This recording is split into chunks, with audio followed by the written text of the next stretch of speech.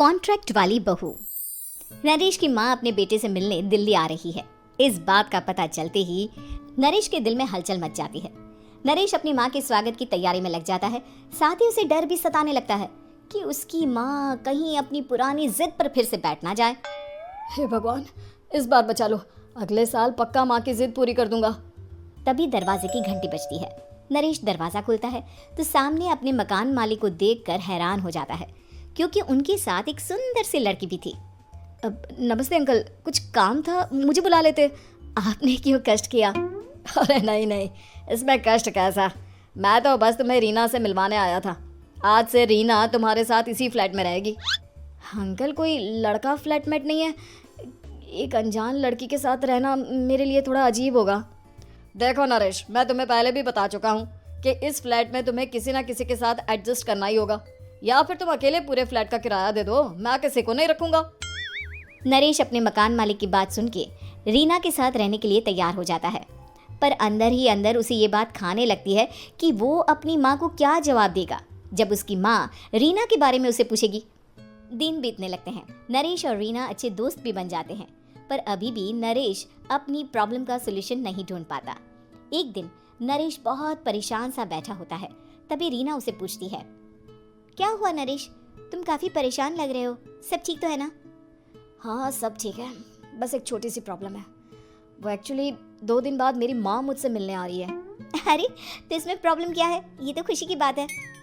हाँ रीना, बट मेरी माँ एक जिद लेकर बैठ गई है कि मैं शादी कर लूँ, पर मैं अभी इस चीज़ के लिए तैयार नहीं हूँ। ऊपर से जब वो तुम्हें देखेगी तो 100 सवाल करेगी, क्या जवाब दूंगा? अरे, इसमें कोई टेंशन वाली बात नहीं है। मेरे पास ना इस प्रॉब्लम का सोल्यूशन है, जिससे ना तुम्हें शादी करनी पड़ेगी और ना ही तुम्हारी माँ मेरे बारे में कुछ पूछेंगी। रीना की बात सुनकर नरेश सोच में डूब जाता है। वो सोचता है कि रीना खुले ख्यालों वाली लड़की है, कहीं माँ को सच बता ना दे। नरेश को सोच में डूबा देखकर रीना कहती है, अरे क्या हुआ, किस सोच में पड़ गए? डोंट वरी, जैसा तुम सोच रहे हो ना वैसे कुछ भी नहीं है। मेरे पास एक प्लान है। मैं कुछ समझ नहीं पा रहा हूँ, कैसा प्लान? मैं समझाती हूँ। हम ना एक कॉन्ट्रैक्ट मैरिज कर लेते हैं। फिलहाल मेरे पास जॉब नहीं है, तो तुम इस रूम का किराया दे देना जब तक तुम्हारी माँ यहाँ रहेंगी, सिर्फ तब तक। और तुम अपनी माँ से कह देना कि मैं तुम्हारी पत्नी हूँ, इससे वो मेरे यहाँ रहने पर कोई सवाल भी नहीं करेंगी। अरे बात तुम्हारी ठीक है, पर माँ से झूठ बोलना, ना बाबा, मैं ये रिस्क नहीं ले सकता। कोई और आइडिया दो ना तुम। देखो, मंजूर हो तो बोलो, वरना सच बता दो, मुझे कोई प्रॉब्लम नहीं है। रीना की बात सुनकर नरेश सोच में डूब जाता है। बहुत सोचने के बाद जब उसे कोई रास्ता नहीं मिलता तो वो रीना के बताए हुए रास्ते पर चलने के लिए तैयार हो जाता है। वो रीना से बात करता है और अपनी माँ की पसंद और नापसंद के बारे में बताता है। रीना भी नरेश की सभी बातों को ध्यान से सुनती है, ताकि कहीं उससे कोई गलती ना हो जाए। आखिर वो दिन भी आ जाता है जब नरेश की माँ उससे मिलने दिल्ली आ जाती है। नरेश अपनी माँ को फ्लैट पर लेकर जाता है। जैसे ही नरेश की माँ फ्लैट के अंदर जाती है, रीना उसके पैर छू लेती है। ये देखकर नरेश की माँ थोड़ी घबरा जाती है और नरेश से पूछती है, अरे बेटा नरेश, ये कौन है? माँ, ये आपकी बहू रीना है। माफ़ी चाहता हूँ, सब कुछ इतनी जल्दी में हुआ कि आपको बता ही नहीं पाया, इसलिए सोचा कि क्यों ना आपको सरप्राइज दिया जाए। अरे बेटा, मैं तो बस तेरा घर बसा हुआ देखना चाहती थी। हाँ, बहुत अरमान थे अपनी इकलौते बेटी की शादी को लेकर, लेकिन कोई बात नहीं, शायद किस्मत को यही मंजूर होगा। ये कहते ही नरेश की माँ रीना को गले लगा लेती है। रीना बेटिया, मेरा बेटा ना थोड़ा नादान है, पर तुम काफ़ी समझदार लगती हो, और मैं जानती हूँ कि तुम इसका बहुत अच्छे से ध्यान रखोगी। माँ, आप चिंता मत कीजिए, मैं सब संभालूंगी। नरेश की माँ अपने बहू और बेटे के साथ खुशी खुशी रहने लगती है। दिन बीतने लगते हैं। नरेश की माँ और रीना का रिश्ता बहुत मजबूत होता चला जाता है। वो दोनों सारा दिन एक साथ रहती और खूब बातें करती। इधर साथ रहते रहते नरेश और रीना भी एक दूसरे से प्यार करने लगते हैं।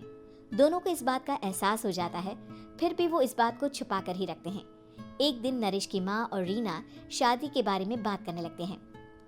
रीना बिटिया, ये तो नरेश ने मुझे बिना बताए शादी कर ली, वरना मैं तो अपनी इकलौती बेटी की शादी इतनी धूमधाम से करती कि सारी दुनिया देखती रह जाती।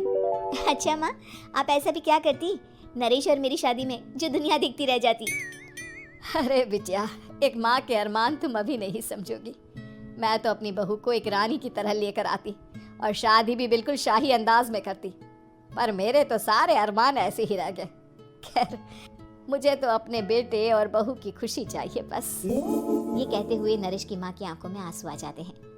रीना भी ये सुनकर ख्यालों में खो जाती है, क्योंकि वो भी मन ही मन खुद को नरेश की पत्नी और उसकी माँ की बहू मानने लगी थी।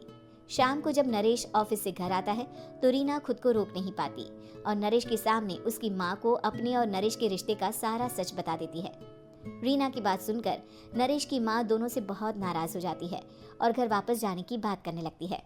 तुम दोनों ने मुझसे सच छुपाकर बहुत ठेस पहुंचाई है मुझे। अब तुम लोगों के साथ नहीं रहना चाहती मैं। कल ही वापस चली जाऊंगी अपने घर। माँ, मुझे माफ कर दो। ये सब मैंने रीना के कहने पर ही किया है, वरना मैं भी आपको कभी ठेस पहुंचाने के बारे में सोच भी नहीं सकता। हाँ माँ, हमने ये सिर्फ आपका दिल रखने के लिए किया। प्लीज हम दोनों को माफ कर दीजिए। तुम दोनों ने मेरे अरमानों के साथ खिलवाड़ किया है, और वैसे भी मुझे अपने बेटे के लिए एक अच्छी लड़की ढूंढनी है, इसलिए मेरा यहाँ से जाना ही बेहतर होगा। माँ की ये बात सुनकर रीना खुद को रोक नहीं पाती। माँ, क्या मैं आपके घर की बहू बनने लायक नहीं हूँ? रीना की बात सुनकर नरेश हैरान रह जाता है। नरेश की माँ भी कुछ समझ नहीं पाती। मैं कुछ समझी नहीं, आखिर तुम कहना क्या चाहती हो? माँ, मैं वो नरेश से बहुत प्यार करती हूँ और साथ ही साथ मैं आपको भी अपनी माँ मान बैठी हूँ। आज जब आपकी बातें सुनी तो खुद को रोक नहीं पाई, इसलिए सारा सच आपको बता दिया।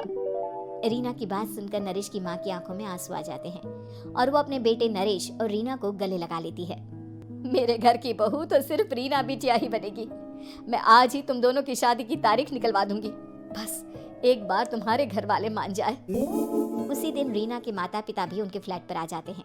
दोनों परिवार आपस में बैठकर बातें करते हैं और शादी के लिए राजी हो जाते हैं। रीना भी कॉन्ट्रैक्ट फाड़ देती है और कहती है, सही मायने में मैं अब बहू बनूंगी। अब तक तो सिर्फ कॉन्ट्रैक्ट वाली बहू थी।